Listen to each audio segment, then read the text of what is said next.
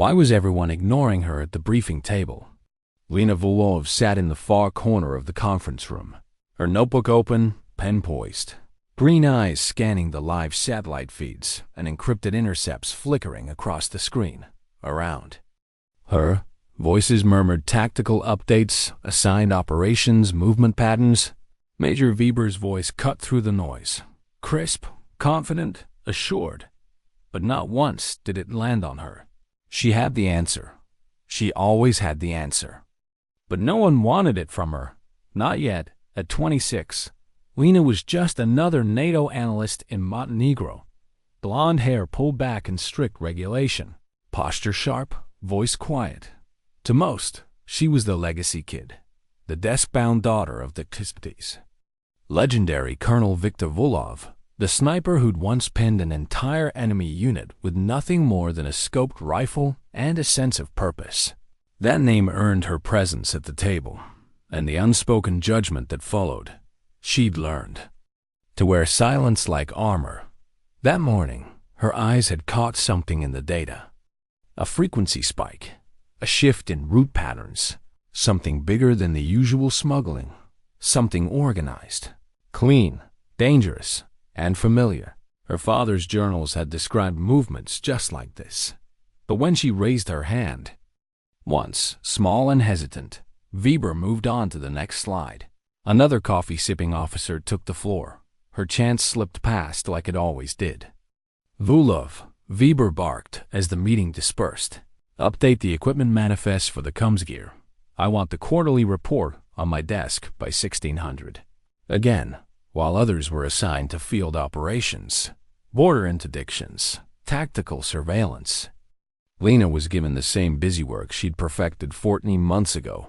Filing, counting, compiling, safe work, behind a desk.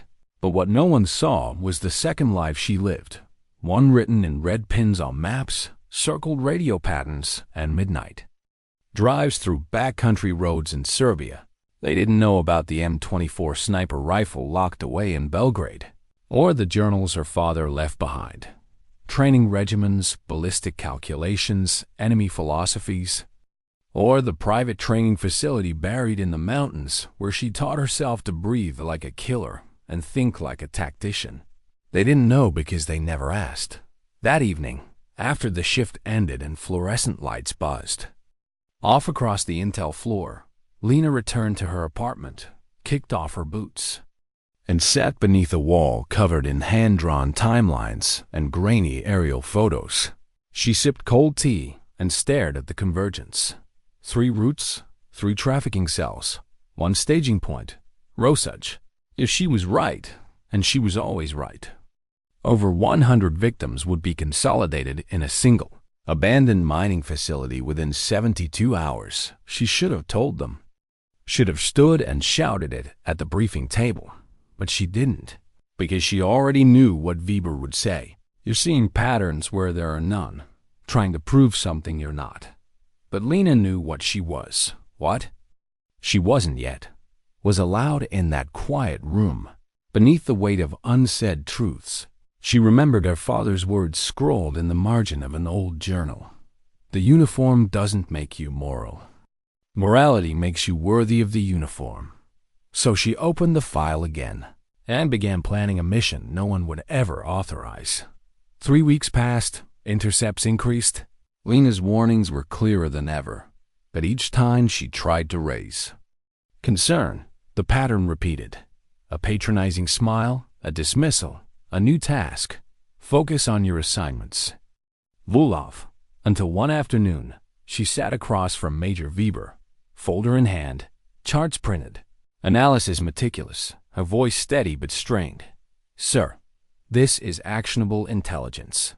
We have 40 to 60 victims en route, Rosaj, Thursday, early hours. Vber didn't even open the folder. You've taken scattered data points and constructed a theory because you're desperate to be your father. His voice held no malice, just certainty, like a doctor delivering a fatal diagnosis. You're not qualified for field ops. You've never been outside this building on a mission. You're not ready. Not ready. The phrase rang in her. ears as she walked back to her cubicle. Sarah Mitchell, a junior officer, caught her in the hallway. "You okay?" Lena paused. "He said I'm trying to be something I'm not." Sarah glanced around. "Maybe it's time to stop asking for permission and prove what you are." That night, Lena sat alone with her father's rifle, M24, modified trigger, match grade. Barrel still smelled faintly of oiled steel and wood. She disassembled and cleaned it, every part, every groove. Her hands moved like they'd done it 1,000 times, because they had, in secret, for years. She had trained herself in obscurity. Now she would fight in it too. The maps told her everything. Vehicle approach routes, elevation ranges, radio blackout windows, estimated guard rotations. The facility in Rosaj had one fatal flaw: a ridgeline 1,200 meters away with direct line of sight. A sniper's dream, a rescue operation's only hope. She laid out her plan. Neutralize 6 armed guards with precision fire. Initiate comms to NATO QRFs. Guide rescue teams using emergency channels and extract before local authorities arrived. 10 minutes, 1 shooter, over 100 lives. No backup, no reinforcements. No one even knew she'd be there. Just Lena and her father's rifle. When she handed in her resignation letter the next morning, unsigned, sealed, addressed to Major Vber, it wasn't an act of rebellion. It was accountability. She wasn't running from consequences. She was preparing to accept them, because some lives were worth the fall. At 0100, she locked her apartment door and drove toward Serbia, her trunk packed with gear, maps, cold rations, and one M24 rifle wrapped in cloth and purpose. By 04, she was lying prone on the cold ridgeline overlooking Rosaj. Wind negligible. Visibility perfect. Target human traffickers, unaware they were being watched by a ghost through her scope. Lena saw them. Vans unloading sedated women and children into a concrete building.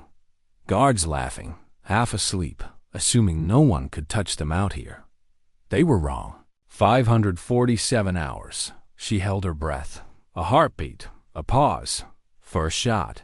The man dropped like a string-cut puppet. She cycled the bolt. Second shot. Another guard crumpled near the staging area. No shouting yet. Just confusion. She stayed silent. Methodical, lethal. Third, fourth, fifth. The last man made it to the cum shack. Hand on the mic, 6th shot rang out. Silence returned. Then she activated her transmitter. "This is Specialist Lena Vulov," she said calmly into the encrypted channel. "Facility secure. Over 100 victims present. Coordinates incoming. Medical and tactical support required. All threats neutralized."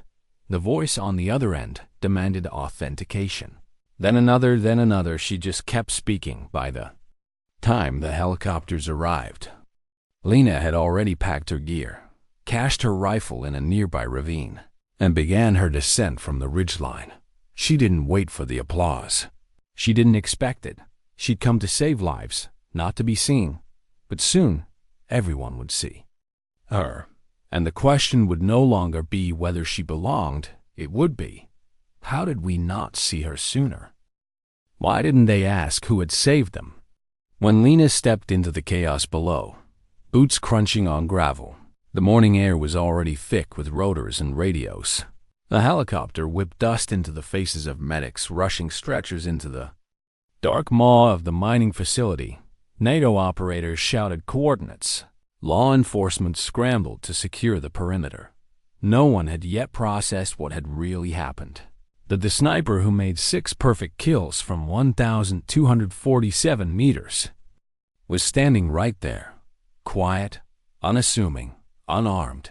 She was the reason over 100 men, women, and children were still breathing. But no one had noticed. Not yet. She waited near the command tent, her face unreadable, while the first survivors were triaged. Then she handed her sidearm to a QRF officer and stepped into the hands of protocol, because she knew what came next. At 0730, Major Vber arrived by chopper. still winded from disbelief, still clinging to old assumptions. He strode toward her like a man preparing for war, but not the kind he was used to. "Specialist Vulov," he said, every syllable laced with the weight of the impossible. "I need to know how you did this." Lena met his eyes, calm, direct. "With respect, sir. You already know." She laid out everything: the data, the analysis, the months of quiet training, the ridgeline, the wind calls, the trajectory math, the precision. That saved lives instead of ending them. She said it all like it wasn't extraordinary, because to her, it wasn't. It was necessary. "I tried to warn you," she added. "You told me to destroy the analysis, that it wasn't my place around them." The rescued victims wept and whispered. One little boy clutched a tattered toy and asked for his mother. A medic pointed at Lena and said, "She's the reason you're alive." And that was the moment the room changed, not with applause, but with silence. The kind of silence people fall into when their world tilts off its axis. Colonel Harrison, base operations commander, arrived next, eyes tired, boots still muddy. He picked up one of the recovered casings and turned to Lena. These were headshots, every one of them from over a kilometer. Lena just nodded. Dr. Elizabeth Chen, the trauma lead, joined them. Her gloved hands streaked with drying blood and antiseptic. "We've confirmed 107 victims," she said. 37 children, every one of them would have been lost. Then, she lowered her voice. "Some were drugged to the edge of death. You gave us the one chance we had." The air stilled again, and for a moment, the weight of it all pressed on Lena's shoulders harder than any rifle ever had. But not everyone was ready to accept what had just happened. By noon, the questions became formal. An investigation was opened. Lena was placed under supervised debrief. Her father's M24 was bagged, tagged, and locked behind evidence bars. Chain of command demanded clarity. The narrative didn't make sense, not to them, because how could a logistics specialist, a deskbound, underestimated young woman, pull off what entire battalions had failed to do? They combed her training records, found nothing that explained her skill. They interviewed her commanding officers. Most offered blank stares. Some smirked. One called it an impossible fluke. But then they reviewed the shots. 6 of them, all fatal, all surgical, all placed in less than 90 seconds under field stress. Ballistics experts confirmed it. These weren't lucky. They were mastery, and the only evidence they had to explain it? Victor Vulov's journals, and the daughter who'd studied them like scripture. Over the next 24 hours, the scale of the operation became impossible to hide. The media got wind. Reports surfaced across Europe. NATO rescues 100 plus from trafficking hub, but no one could explain how the op was launched or by whom. Inside the NATO briefing room, Lena sat at the end of a long, cold table, flanked by 3 high-ranking officers. General Patricia Morrison presided. Beside her, Colonel Harrison, and finally, Major Vber, his mouth pressed into a tight line. Uncertain whether he'd been the villain or just blind, they read out the charges: unauthorized intelligence operations, violation of chain of command, engaging in field combat without clearance. Lena stood, uniform immaculate, but her eyes were tired. "I accept responsibility," she said simply, "but I don't regret it." A beat. Then Morrison leaned forward. Her voice was low, not accusing, curious. "What if you'd missed?" "I wouldn't have," Lena answered. "How can you be so sure?"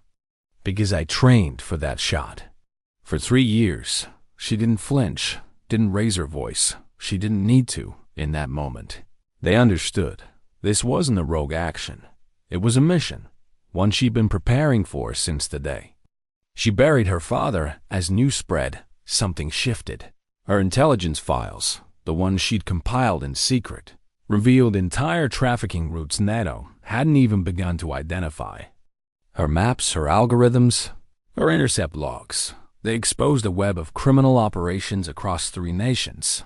It wasn't just a rescue. It was a collapse of organized evil, and Lena had triggered the fault line. A week passed, then another.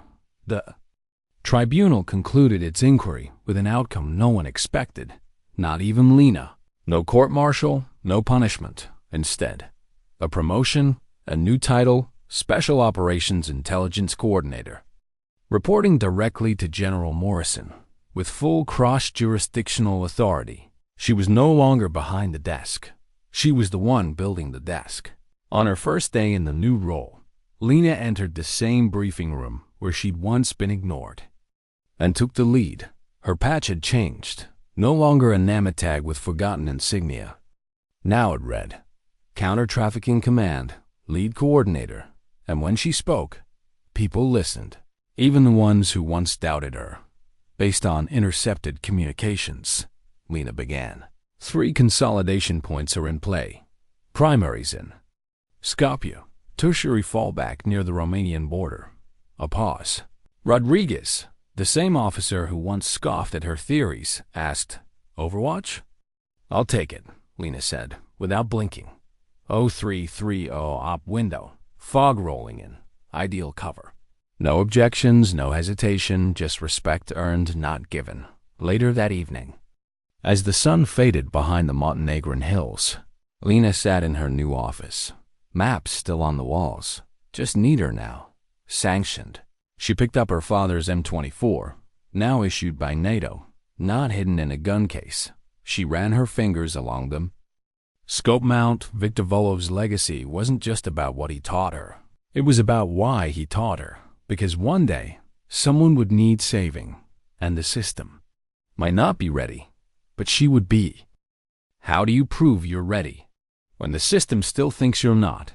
The mission brief was flawless. Lena had spent 72 hours assembling the intelligence package.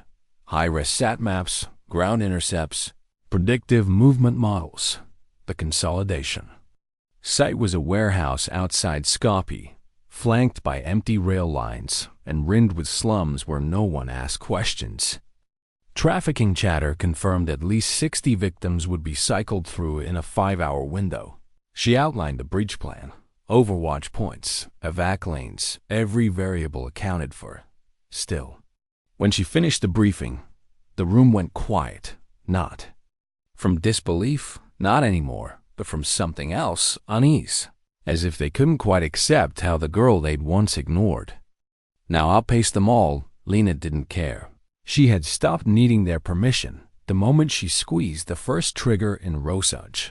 But what she hadn't stopped needing, what still ached under the surface, was validation, not in medals, not in titles, just in trust. 2 days later, Skopje. She lay prone atop an abandoned grain silo. Fog clung low. Her fingers flexed lightly on the stock of her M24. Cleaned, calibrated, scoped for 1,100 meters. Her voice crackled over comms. Overwatch ready, wind negligible, visibility optimal.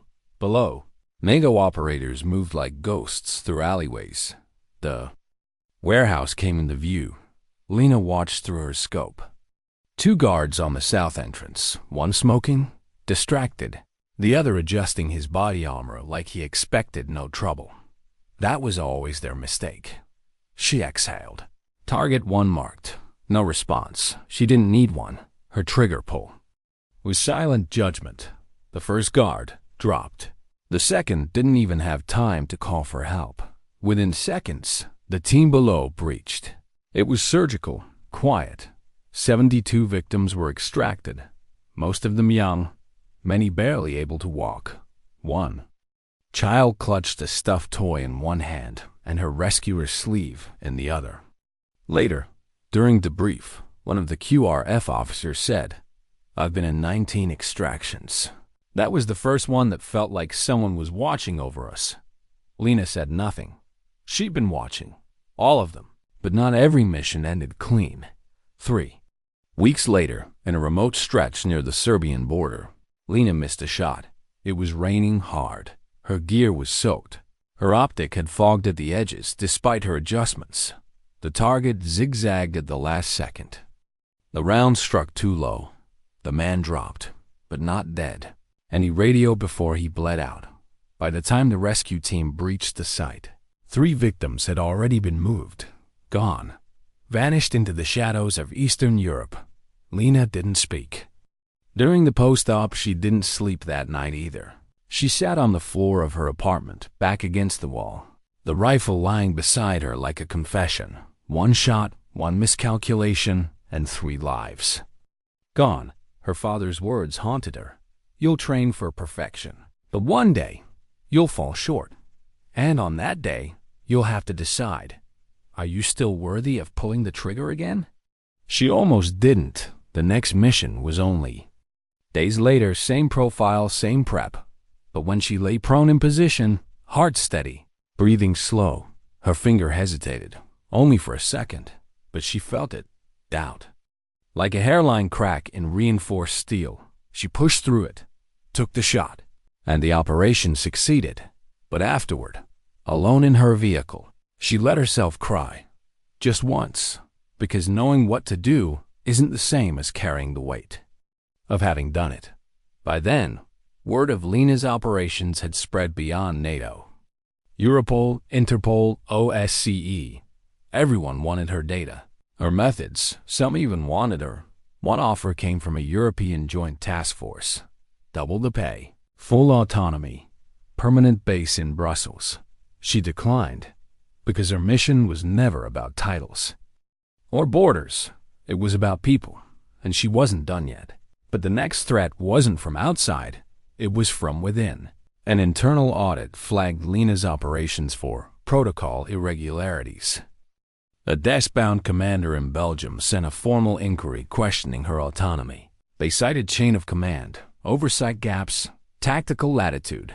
They didn't mention the 274 lives saved, only the checkboxes left unchecked.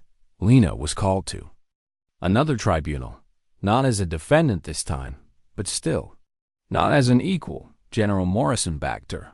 Colonel Harrison did too. Even Major Vber, once her sharpest critic, filed a report defending her procedures, but the system didn't like outliers. Even when they succeeded, especially when they did, Lena sat in the briefing room, again, no longer afraid, just exhausted. One of the tribunal officers asked her, "What gives you the right to decide when to act?" She answered softly, "No one gave me that right.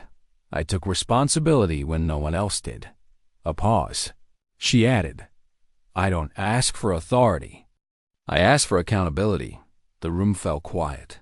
Then General Morrison said, "Maybe that's the kind of leadership we need more of." That night, Lena walked alone along the ridge outside the base. The stars were dim, the wind cool. She knelt in the dirt, opened her father's final journal. Again, page 137. A mission is not a title. A mission is a choice you make every day, when no one is watching, when no one believes in you, and when you might fail. She looked down at her hands.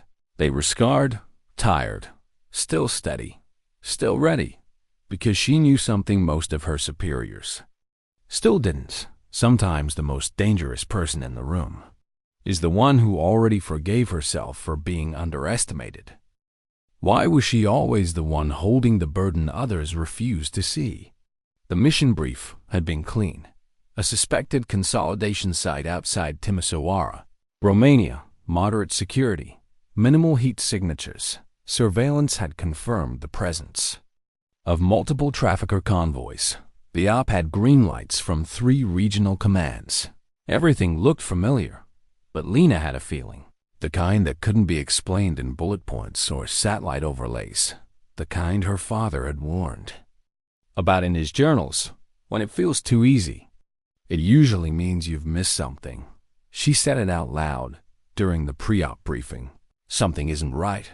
But the others, field-tested operators, confident planners, didn't hear her doubt. They only saw the numbers. Looks like a gift-wrapped win, Rodriguez said, and it did, until it wasn't. The breach was textbook. Initial sweep clean, traffickers restrained, 47 victims located in the holding area. Then came the scream. One of the medics. Blood soaking her glove, a tripwire. 2 seconds later, the secondary blast hit. An improvised charge beneath the corridor floor, designed not to kill, but to disorient. Then came the real trap. Ambush fire from a building next door. Snipers. Trained fast, one operator went down. Then another. Medics scrambled for cover. The QRF team returned fire, but visibility was terrible. Where's the overwatch? Someone yelled through the comms. Where the hell is Vulov? But Lena had already moved. She'd left her designated position minutes earlier, that same feeling still gnawing at her gut. She'd circled wide, found an old silo elevated above the adjacent structure. She had no authorization, just instinct and instinct. Had saved lives before. From that new vantage, she saw them. The real assault team, not locals, foreign contractors. Likely ex-military, coordinated, precise, hidden where no drone could see. Her scope tracked them one by one, 8 targets. She didn't blink. She just breathed. Slow, steady, then fired. In under 90 seconds, 6 threats were down. The last 2 fled. Rescue. Teams stormed the building moments later. No more casualties, but it wasn't a win. Not to Lena. It was proof that even now, even after everything, the system still hadn't learned to listen when it mattered most. The debrief that followed was tense, not because she'd disobeyed protocol, but because she'd been right, again. Major Vber paced behind the console, jaw clenched. You changed. Positions without clearance. I had a read you didn't, Lena answered. Instinct isn't a plan. He snapped. No, she replied, her voice steel. But sometimes it's all that keeps people alive. It wasn't an argument. It was a reckoning. Even Vber knew it. He sat in silence, then quietly muttered, We lost 2 men today because the system trusted the wrong intel source. Lena didn't say what she was thinking. No, we lost 2 because no one trusted me when I spoke up. But she didn't have to say it. He already knew. That night, Lena stood in the corridor outside the Mission Control Center. Lieutenant Sarah Mitchell joined her, now heading regional analysis. One of the few who'd always seen Lena for who she truly was. They're not sure whether to promote you or chain you to a desk, Sarah said. Lena smiled faintly. What's new? Mitchell studied her for a long moment. Do you ever wish you'd just kept your head down? Played it safe? Let someone else carry the weight? Lena leaned back against the cold wall, her voice soft. Every day, a beat. But then I remember the girl in Rosaj, the one holding her sister's hand, the one who smiled when she saw the helicopter land. That moment is heavier than all of this. And that was the truth. The cost of being right. The emotional toll of knowing the system still wavered. It was real, but it was never greater than the cost of doing nothing. The following month brought chaos. Trafficking networks had splintered. Panic was spreading.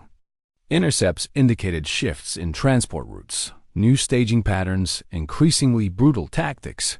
Intelligence officers began calling Lena's files the Vulov maps. Her pattern recognition had saved more lives in 6 months than entire task forces had in years. But it came at a price. Lena stopped sleeping more than 3 hours a night. She drank her coffee black, cold. Her hands never shook, but her eyes stayed tired. And she kept every debrief file, read every victim report, knew every name, even when no one else did. It was after Operation Grey Shield, a coordinated rescue that saved 39 victims in Bulgaria, when Colonel Harrison cornered her with a quiet question. When's the last time you weren't planning someone else's rescue? Lena blinked. Does that matter? It might, he said. If no one's planning yours, but there was no pause coming. The next op was already forming. A spike in movement across the Danube corridor, reassigned cell groups, signs of high value. Targets being moved rapidly, Lena reviewed the data and froze. One name, one face. Someone she had once profiled and lost track of, a recruiter. The one who had originally built the research network. Back then, they'd called him the broker. Fluent in 4 languages. Moved freely between countries. Never dirty. Always distant, but always dangerous. And now, he was back in motion. Possibly coordinating a new kind of operation. One Lena had only theorized about. A decentralized transport system that used legitimate infrastructure and falsified IDs to move victims under diplomatic protections. If she was right, they had days, maybe hours, and no margin for error. She went straight to Morrison, laid out the plan. "I want to take a team," Lena said. "Minimal footprint, shadow the movement, confirm ID, take him alive." Morrison nodded slowly. "You sure you're not too close to this one?" Lena looked her in the eye. "This isn't about revenge. It's about stopping what he's building next." A pause. "And if we don't stop it now, it won't matter how many ridge shots I make." They greenlit the mission, but with a caveat. If it went wrong, if the broker slipped away, Lena's authority would be reviewed. Again, because that's what systems do when they can't control what they fear. Even if what they fear is the only thing saving lives. At 0300, Lena checked her weapon. Her team waited in silence. The window was narrow. The risk monumental, but she wasn't afraid. Because this time, it wasn't just about pulling the trigger. It was about facing the man who started it all and proving to herself that being underestimated wasn't just her origin story. It was her advantage. Why did it always come down to one person pulling the weight of an entire system? The target moved at dawn, disguised as a diplomatic logistics coordinator. The broker passed through a checkpoint at the Serbian-Romanian border without resistance. Papers were clean, vehicle unflagged. His team, dressed in business casual, looked more like accountants than traffickers. To most intelligence officers, it would have been invisible. But Lena saw it. The way he moved calm, calculated, too smooth. The way the security agents at the gate didn't search the rear cargo. The subtle hesitation in the driver's posture, as if trained but not professional. Something was there, and so she followed. 3 countries, 5 unmarked safe houses, no engagement, no calls, just tracking, until they reached the outskirts of Debrecen. Hungary. A converted textile factory tucked behind a train yard. 8 signatures showed 12 bodies. 2 guards, 1 reinforced door, 1 unmarked SUV idling behind the building. That was it, a ghost operation, clean, controlled, and about to vanish into Europe, with 19 victims inside. The team waited for her call. Rodriguez's voice buzzed softly through the headset. "Green light or fallback, boss?" Lena exhaled, eyes locked on the thermal image. No time for bureaucracy. No patience for politics. She wasn't just watching a facility. She was watching a method if they didn't move now. This would become the new normal. Trafficking dressed as transit. Victims sold with signatures instead of shadows. "Green light," she said. And the silence that followed wasn't fear. It was trust. The breach was fast. 2 entry points. Suppressed weapons, 0 collateral. Within 4 minutes, they had secured the compound, restrained all personnel, and located every victim in a sealed cargo room. Dehydrated, sedated, but alive. But the broker was gone. Lena found the back door ajar. Fresh tire marks already vanishing into the darkness. She didn't yell, didn't curse. She reached for her portable scanner, accessed a live feed she'd rerouted 2 days earlier, and waited. There, a satellite ping. A dark SUV heading northeast towards Slovakia. The mistake he made was assuming she only watched the mission. He didn't know she was watching him. They caught him at 0223 hours. No bullets, no chase. He stepped out of the vehicle like he was untouchable, and then he saw her, just a silhouette. In the moonlight, no insignia, no rank on her shoulders. Just her father's M24 slung over her back like a truth too heavy to ignore. "You," he said in perfect English, tone laced with disdain. "The sniper." She didn't reply. He smirked. "They told me about you. The girl with the famous name. The fantasy soldier." A pause. "I guess fantasy hurts more than expected." Still, she said nothing, but in her silence, he knew. He'd lost later, during interrogation. He confessed more than they'd expected. Names, routes, complicit officials, financial backers hiding behind legitimate fronts. For 2 hours, he unraveled the structure of a trafficking empire stretching from Turkey to Belgium. Lena sat across the table, unmoving, watching. He looked at her finally, tired, admitting something with his eyes he could never say with words. "You broke it. The raid, though unauthorized at its final stage, dismantled the last known unified trafficking corridor in Central Europe. Intelligence officers estimated that without the broker's network, smaller cells would fracture, retreat, and lose coordination for months, maybe years.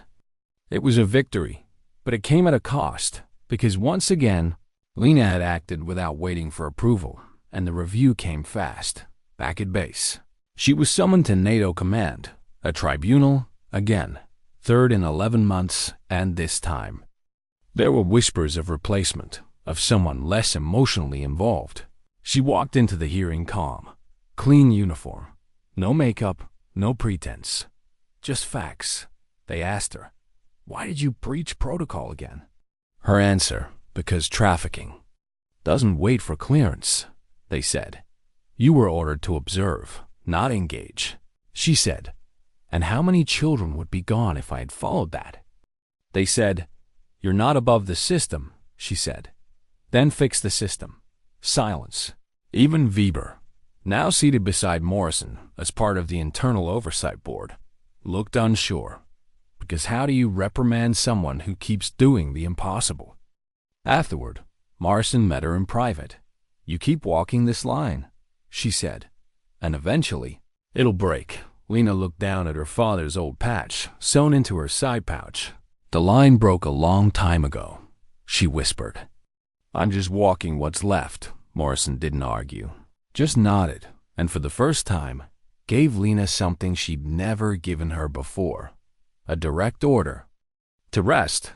The next week, Lena didn't touch a rifle. She slept, ate, even took a walk along the riverbank outside the base. No maps in her hand, no radios in her ear, but her mind didn't stop, because while the mission had ended, the cause hadn't. And she knew it never would. Not until every trafficker, every enabler, every masked monster pretending to be human was dismantled piece by piece. The broker was transferred to an international court within 2 weeks. His files led to over 80 arrests. Interpol launched a multinational crackdown, and a report circulated through NATO High Command titled The Vulov Doctrine: Unconventional Intelligence Success in Asymmetrical Humanitarian Operations. It didn't mention her name often, but everyone knew it was her. Still, there was no parade, no ceremony, just Lena, back in her chair, reading intercepts, studying maps, sipping coffee that had gone cold 3 times, because when the world finally started to catch up to her, she was already preparing for the next fight. What happens when the world finally listens, but still expects you to stay quiet? It had been 6 months since the Rosaj raid. 6 months since Lena Vulov had shattered expectations and rewired what it meant to be a soldier without orders. 6 months of rescues, raids, maps, tribunals, confessions and consequences. 6 months of saving lives and still feeling like she was dragging the system behind her like dead weight. But things were changing, slowly, reluctantly. Commanders who once dismissed her now asked for her briefings. Generals who doubted her now cited her methodology in reports. Even Vber, whose clipped voice once held only skepticism, now referred to her as our lead on all trafficking intercepts. And still, she felt alone in the work, not because no one supported her anymore, but because no one else understood the toll it took. A joint task force had just concluded Operation Silvernet. 3 simultaneous raids across Hungary, Austria, and Slovakia. 48 victims recovered. No casualties. Every prediction Lena made had been accurate to the minute. Rodriguez called it a textbook miracle. The press called her Europe's shadow sniper. But Lena? She didn't call it anything. She just sat in the corner of the debrief room, skimming a list of new intercepts, already analyzing the next threat. She couldn't celebrate. Not when she knew what was still out there. Later that night, she sat alone in her apartment, her walls covered in maps, threads, and photos. Her laptop chimed. A message from Sarah Mitchell. "Thought you should see this." Attached was a short video, grainy, likely shot on a mobile phone during one of the rescues. It showed a young girl, maybe 13, wrapped in a NATO blanket, clinging to a stuffed rabbit. She looked into the lens and whispered in broken English, "Tell the woman on the hill." "Thank you." Lena stared at the screen. She didn't cry, but something cracked inside her, a quiet fracture she didn't have time to feel, because 2 minutes later, another intercept pinned. 3 border guards in northern Bosnia were found. Dead. No evidence, no drugs, no stolen goods, just silence. And a van missing from the customs log. To most, it would have been dismissed. Insurgent noise. Border corruption. But Lena had seen this before. The silence wasn't a mistake. It was a signature. She pulled up old reports, one of her father's early notes, a scribbled line from 15 years ago. When routes go quiet, they're being rerouted. She traced the movement across 3 checkpoints. Then cross-referenced chatter from burner phones in the region. A pattern emerged, too clean to be coincidence. She was looking at the rebirth of a network they thought they'd crushed. Same corridors, different disguise, like a snake shedding skin but keeping its fangs. She briefed General Morrison the next morning. "This isn't an isolated breach," Lena said. "It's a restart, a shadow network built off what we dismantled." Morrison frowned. "You think the broker's people are still in play?" "Not his people," Lena replied. "His blueprint, somebody's using it, they've adapted." The general leaned back. "What do you need?" That was new. Lena didn't hesitate. Autonomy for a mobile strike and intercept units, small, fast. Eyes and rifles on the ground before they vanish again. Morrison was quiet for a beat, then nodded. Approved, but this time. "You're not going alone." 3 days later, Lena stood in a dusty airstrip hangar, watching 6 hand-picked operatives assemble gear. All of them had field experience. All of them had seen her work. None of them doubted her. Rodriguez, Mitchell, Kowalski. Even he had volunteered, and Lena felt something she hadn't in a long time. Relief, not because she was stepping back, but because, finally, someone else was stepping with her. The unit was dubbed Phoenix 9. Their mission: preemptive counter-trafficking interdiction. No borders, no bureaucracy, just precision. Lena led from the front, but not just as a sniper. She taught them how to read silence, how to listen to patterns, how to see what others dismissed. You don't wait for orders to care. She told them in their first briefing. You act because if you don't, no one else will. And they understood, because they'd all been in rooms where voices like hers were ignored. Their first operation was in southern Bulgaria, a fishing village, seemingly quiet, picturesque. But local chatter and Lena's intercepts confirmed what no one wanted to believe. It was a waypoint, a transfer port for victims rerouted through maritime channels. The plan was surgical. Overwatch established on the cliffside. Mitchell and Kowalski managed infiltration. Rodriguez handled evac coordination. Lena watched it unfold. From her scope, heart steady, calculations running silently behind her eyes. She didn't have to pull the trigger that night. No one died, but 32 people lived because of it. Back at base, a low-ranking analyst approached her after the debrief. She looked no older than 22 and nervous. Specialist Vulov. "I just wanted to say thank you. I joined because of Rosage. Lena raised an eyebrow. You read the report? The analyst smiled awkwardly. I read everything. Your notes, your maps, your intercept logs. I didn't think anyone cared like that. Lena tilted her head. We care. We just don't always know how to fight back. A pause. You learning? The analyst nodded. Then that's the point. Later, Lena stood in the hangar again, watching the team load gear for another mission. She walked past her rifle case, ran a hand over the M24's familiar shape, and for the first time, she didn't feel like she had to carry it alone. Her father had started a mission. She had lived it, but maybe now she could teach others to finish it. Because the truth was this: heroism isn't in the shot you take. It's in the lives you save after no one believes you still can.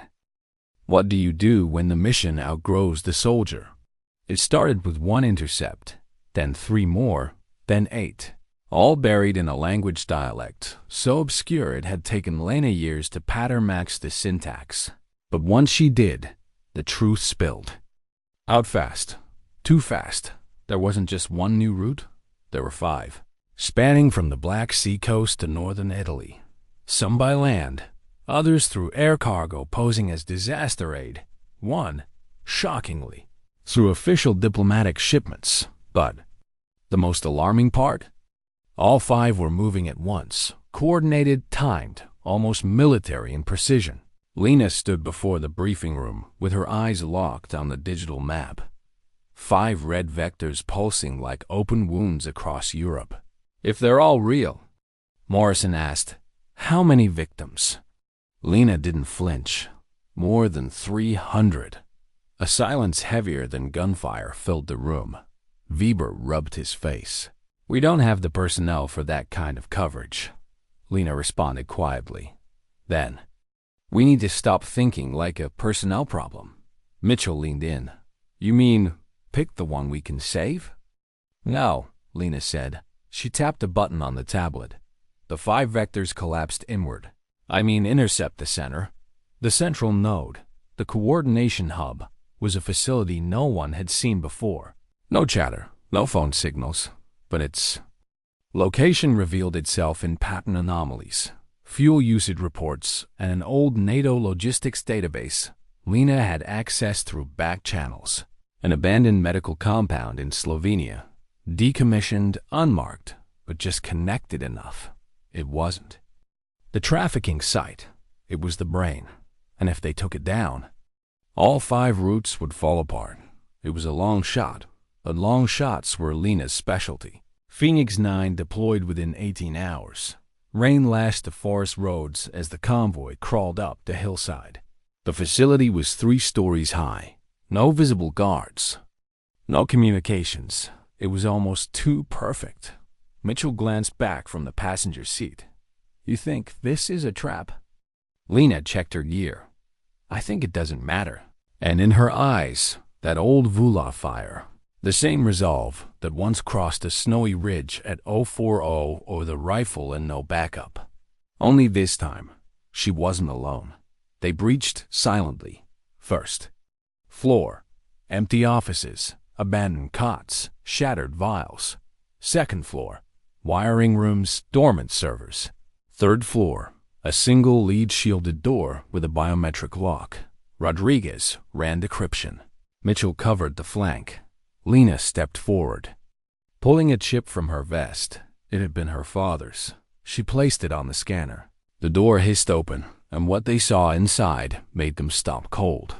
A map, live, real time, of trafficking movement across Europe, every route, every shipment.